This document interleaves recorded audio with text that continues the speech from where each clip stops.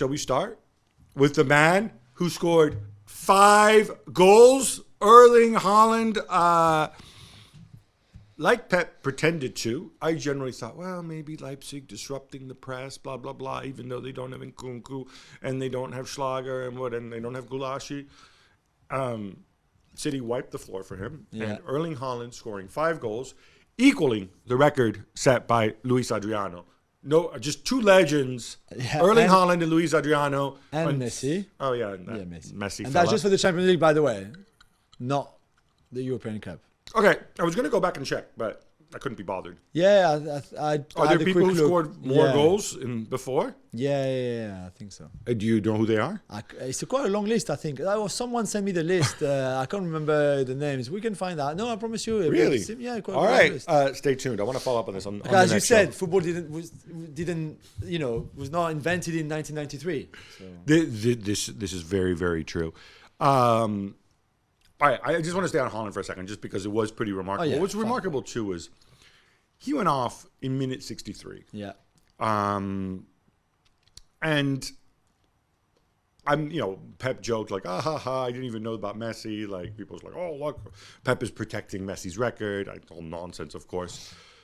I am curious about the mentality. Pep joked that, he's a young guy. I want to give him a chance to go and break his own record. If he's 22 and beats that record, then, But still, would you have taken him off after 63 minutes? I think that at halftime, this was the plan. Regardless of how many more he would score, he would come off at the hour because there's a lot of games to be played and because there's no need to take any risk in terms of injury. If you Orban and Guardiola and he's already humiliated you, I think at some point, if I was Guardiola, I would lay it into him. There would be a point where I'd be so frustrated, so annoyed that I wouldn't be surprised if I was getting hard on him. It's interesting because Stevie Nicol made the same comment on the FC show last night. And I was like, really? Yeah, of course, man. But you've seen it. You've seen people we've seen, for example, Jude Bellingham in the Chelsea-Dortmund game, late in the game, losing his head in a way because he was frustrated of the result and going through tackle on Reece James. There was another one just before. You don't know what can happen. I guess so. I think as a coach, but he felt a bit harsh. It does feel a bit harsh. Like Pep Guardiola is back. I look forward and I say, all right, they don't have another game for what, like another 3 weeks? They just have the FA Cup this weekend and then it's international break. Yeah, but he's going to go away. He's going to play, 2 games again. I don't know. But look, I think Pep's entitled to make those big calls. Yeah.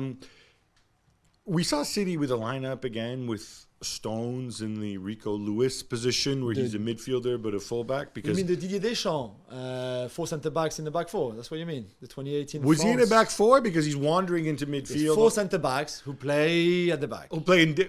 but then Rodri's a centre-back too, right? Yeah, but do you know what I mean? At least when you have Walker, when you have Rico Lewis, when you have Gomez, it's a bit different now. 4 centre-backs. I love it because you're right. Ike and Stones are now really, I think they got really into grip of that sort of hybrid defender / midfielder, which is really interesting. But it's still 4 centre-backs, 4 big guys at the back. It's interesting because 1,000% what would have happened if somehow they'd screwed this up.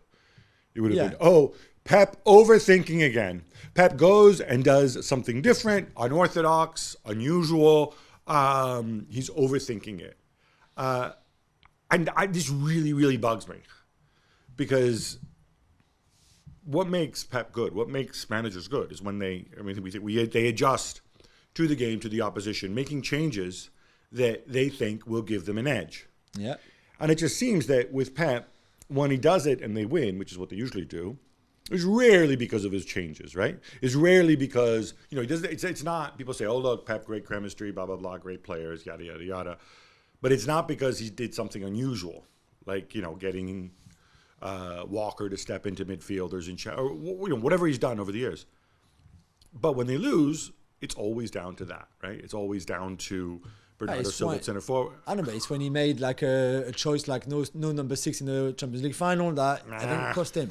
Anyway, we're going to break this down a little bit more, talk a little bit more about Leipzig. And the referee as well. And the referee, Mr. Vincic, was it? Yeah. And Pep's comments about who the two best footballing sides in Europe are. May or may not surprise you.